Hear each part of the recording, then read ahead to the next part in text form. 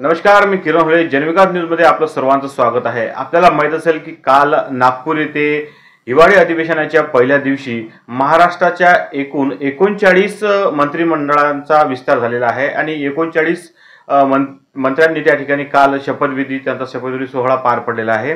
यामध्ये भाजपा, शिवसेना, शिंदेगड आणि अजित पवार यांच्या मंत्र्यांनी त्या ठिकाणी शपथविधी त्यांचा पार पडलेला आहे. भाजपाच्या एकूण 19 मंत्र्यांनी शपथ घेतली आहे.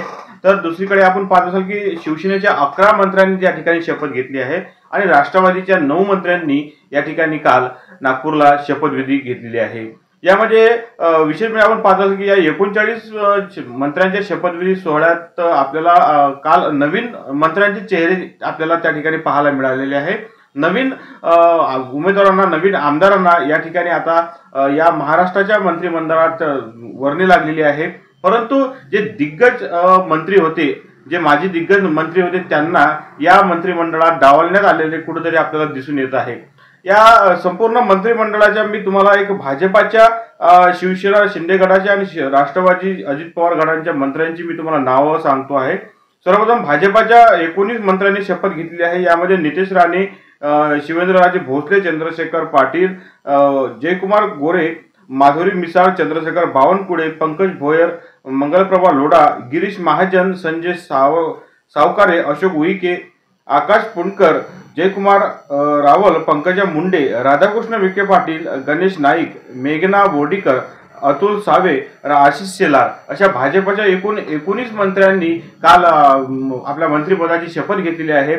तर शिवसेनेच्या एकूण 11 मंत्र्यांनी सुद्धा काल शपथ घेतली आहे. यामध्ये माजी मंत्री राहिलेले उदय सामंत, प्रताप सरनाईक, शंभूराज देसाई, योगेश कदम, आशिष जयस्वाल, भरत गोगावले यांना संधी मिळाली आहे.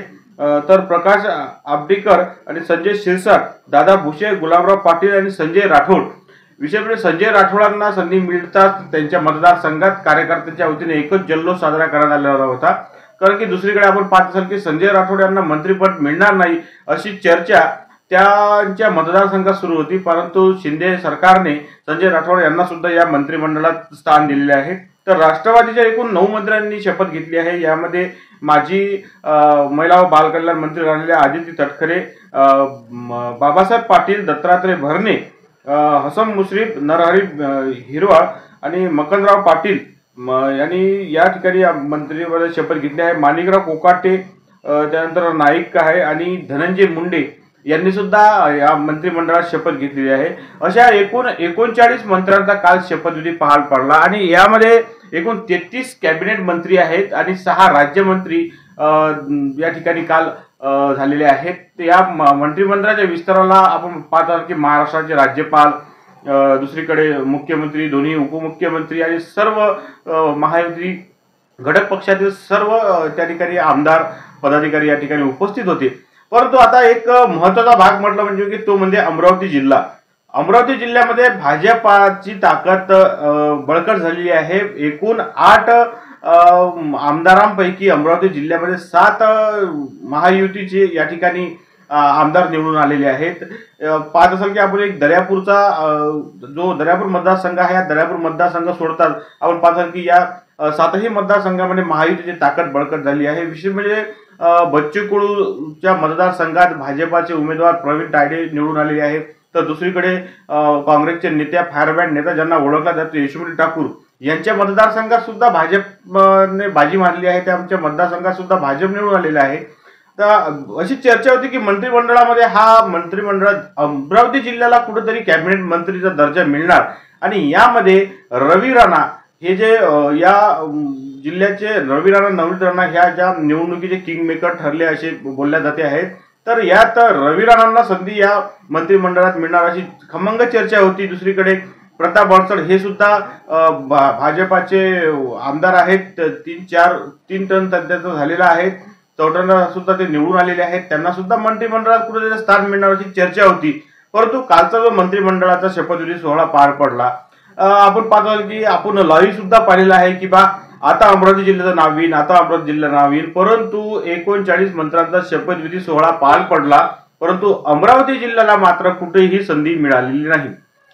त्यामुळे अमरावती जिल्ह्याच्या हाती महायुतीने फक्त केळाची टोपली अमरावती जिल्ह्याला दाखवलेली आहे। रवी राणा हे इच्छुक होते, त्यांची म्हणजे सर्व कार्यकर्त्यांनी म्हणजे तयारी सुद्धा केलेली होती। जशी तयारी नवनीत राणांच्या वेळेस खासदार निवडून येतील, लाडू पेढे रथ वगैरे ह्या ज्या गोष्टी झालेल्या होत्या हा सुद्धा काल बॅनर वगैरे सगळं तयारी पूर्ण झालेली होती, परंतु ऐन वेळेवरच या 39 मंत्र्यांचा शपथविधी सोहळा पार पडला आणि यात रवी राणांना यात डावलण्यात आलेला आहे। रवी राणांच्या कार्यकर्त्यांमध्ये, युवा स्वाभिमानच्या कार्यकर्त्यांमध्ये कुठेतरी आता नाराजी आपल्याला दिसून येत आहे।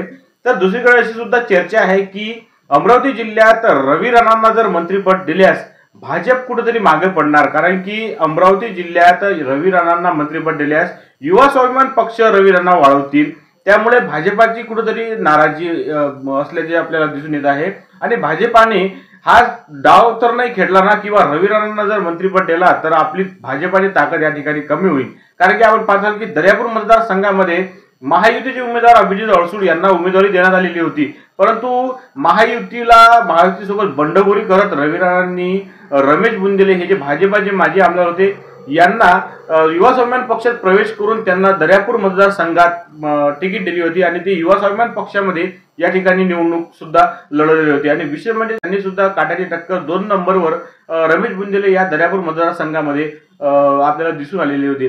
त्यामुळे भाजप कुठेतरी या मतदारसंघात आणि या जिल्ह्यात आपल्याला आपण या भाजपाला कुठेतरी संधी हे जर रवी राणांना जर संधी दिल्यास मंत्रिपदाची रवी राणा आपला पक्ष वाढवतील आणि भाजप हा पिछाडीवर येणार, याच दृष्टिकोनातून स्थानिक पदाधिकाऱ्यांनी सुद्धा नाराजी दाखवल्याचे सुद्धा आता यावरून आता स्पष्ट होत आहे। आता दुसरीकडे आपल्याला माहित असेल की नवनीत राणांना लोकसभेमध्ये नवनीत राणांना संधी मिळणार अशी सुद्धा चर्चा चालू होती। आता रवी राणांना जर कॅबिनेट मंत्र्याचा आणि राज्यमंत्र्याचा जर दर्जा मिळाला नाही, मंत्रिपद मिळालेलं नाही, त्यामुळे आता नवनीत राणांना संधी मिळणार का हे सुद्धा आता पाहणे महत्त्वाचे ठरणार आहे। परंतु अमरावती जिल्ह्याचा जर विचार केला तर अमरावती जिल्ह्यात महायुतीचे 7 उमेदवार या ठिकाणी आहेत, 8 पैकी 7 उमेदवार, परंतु एकही अमरावती जिल्ह्याला ना कॅबिनेट मंत्री मिळाला ना राज्यमंत्री मिळालेला आहे। त्यामुळे आता येणाऱ्या महायुतीच्या मंत्रिमंडळामध्ये अमरावती जिल्ह्याचा नंबर लागणार का आणि अमरावती जिल्ह्यात रवी राणा, प्रताप अडसळ या इच्छुक आमदारांना मंत्रिपद मिळणार का हे सुद्धा आता पाहणे महत्त्वाचे ठरणार आहे। तुम्हाला काय वाटते कमेंट करा आणि आम्हाला सांगा की अमरावती जिल्ह्याला कॅबिनेट मंत्री, राज्यमंत्री दर्जा मिळणार का आणि मिळणार तर तो कोणाला मिळणार आणि अमरावती जिल्ह्याला मंत्रिपद मिळावे का हे सुद्धा आपण आम्हाला नक्की कळवा।